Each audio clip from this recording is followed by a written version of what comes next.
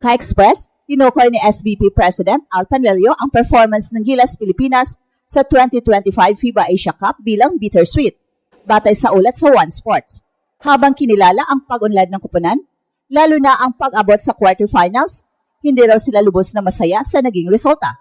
Particular na pinuntusan ni Al Panlilio ang pagkatalo sa Chinese Taipei, isang laro na nakaapekto sa kanilang path patungo sa knockout stages. Ang pagkatalo na yon, anya, ay nakaapekto sa kanilang overall campaign na nagbigay ng isang mapait na lasa sa kabila ng magandang simula. Sa kabila ng pagkadismaya sa ilang aspeto, pinuri ni Panlilio ang tibay at pagkakaisa ng team.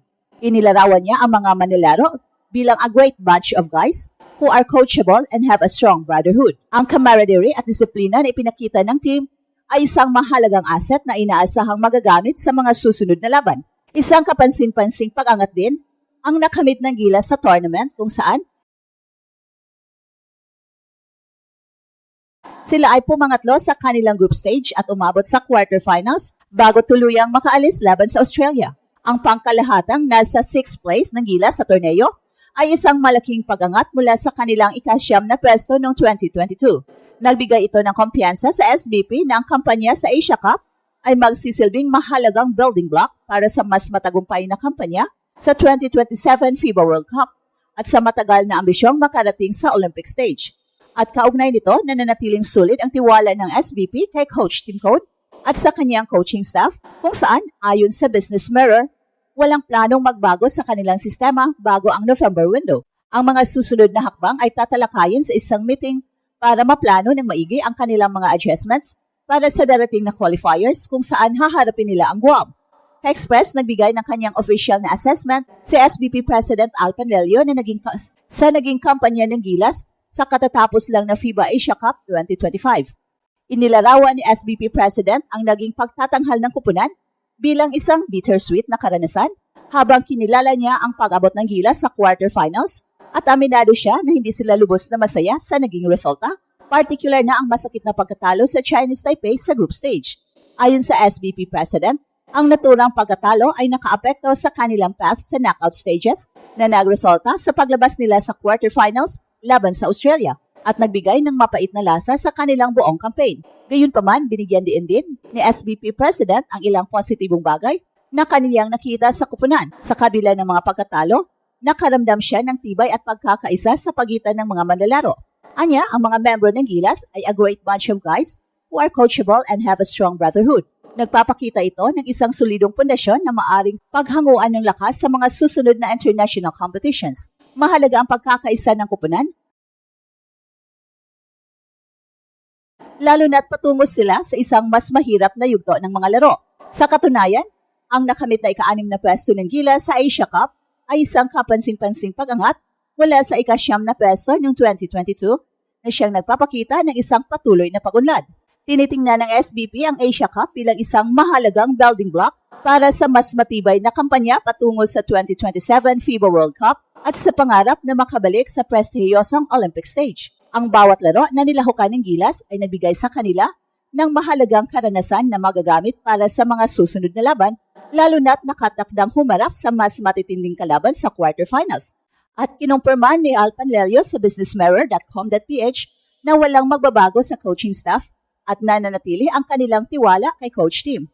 Aabot sila sa isang pulong bago magsimula ang November window, pagplanuhan ang mga kinakailangang adjustments, kahit minimal lang, upang masiguro ang tagumpay ng kupunan sa mga susunod na laban. Ang pagkumpirma sa coaching staff ay nagbigay ng stability at continuity sa programa. Samantala matapos ang kanilang kampanya sa Asia Cup, agad na nakatuon ang Gilas sa susunod at mas critical na yugto ng kanilang programa, ang 2027 FIBA World Cup Asian Qualifiers. Ang pagkumpirma na mananatili ang buong coaching staff sa ilalim ng coach team ay nagbibigay ng kinakailangang continuity at stability sa kupunan. At sa isang ulat, sinabi ni Al Panlilio na magkaroon sila ng mga pulong upang pag-usapan ang mga minor adjustments na kailangan bago ang simula ng quarters sa November window. Ang desisyon na panatilihin ang coaching staff ay sumasalamin sa tiwala ng SBP sa sistema ni Coach Tim at sa pag-unlad na nakikita sa kupunan sa kabila ng ilang pagkadismaya na resulta sa Asia Cup. Sa ilalim ng pamumuno ni Coach Tim, inaasahang magpapatuloy ang regular na pag-ensayo ng Gilas Core na pinubuo ni Justin Brownlee, AJ Edu, Junmar Fajardo at Kevin Kimbao. Ang mga practices na ito ay mahalaga para mapanatili ang chemistry at cohesion ng team. Ang pagiging pare-pareho sa sistema ng pag-ensayo ay nagpapahintulot sa mga manlalaro na mas maging familiar sa isa't isa at mas makapag-execute ng mga plays na walang aberya. Habang nakaton ang pansin sa darating na qualifiers, mahalaga rin ang paghahanda para sa mga matitinding laban. Kabilang sa mga inaasahang makakaharap ng gilas sa qualifiers ay ang Australia at New Zealand, dalawang teams na kilala sa kanilang physicality at international experience. Sa unang laban ng gilas sa qualifiers kontra Guam ay magsisilbing isang mahalagang pagsubok sa kanilang kahandaan. Ang larong ito inaasahang makukumpleto ang roster na hindi nakita sa Asia Cup. Ang pagbabalik ni Kai Sotto mula sa kanyang ACL injury ay magdadagdag ng panibagong dimension sa depensa at opensa ng kupunan. Ang kanyang presensya sa ilalim ay magbibigay ng mas mahusay na rim protection at spacing para sa mga perimeter players. Ang long-term vision ng SBP ay malinaw, gamitin ang bawat tournament at bawat laro bilang hakbang patungo sa ultimate goal na makarating sa 2027 FIBA World Cup at muling magkaroon ng tsansa sa Olympic stage. Ang pag-angat sa rankings at ang pagpapakita ng tibay sa gitna ng pressure ay nagbibigay ng matibay na pundasyon para sa susunod na yugto ng pambansang kupunan. Sa pangkalahatan, ang naging pagtatanghal ng gilas sa FIBA Asia Cup ay nagbigay ng mahalagang aral at insights na magagamit sa kanilang paghahanda para sa mas mataas na antas ng competition. Higit pa sa resulta sa scoreboard, ang chemistry at cohesion na ipinakita ng kupunan ay isa sa pinakamalaking tagumpay. Kinilala ni Alpan Lelio ang pag-unlad na ito na nagsisilbing pahiwatig na mas matibay ang pundasyon ng team ngayon kumpara sa mga nakaraang taon. Ang pagkakaisa sa loob at labas ng court ay mahalaga, lalo na sa mga crucial na sandali ng laro kung saan ang komunikasyon at tiwala sa isa't isa ang nagiging susi sa tagumpay. Ang pagpapanatili kay Coach Tim bilang head tactician ay nagbibigay ng kinakailangang continuity na madalas kulang sa national team.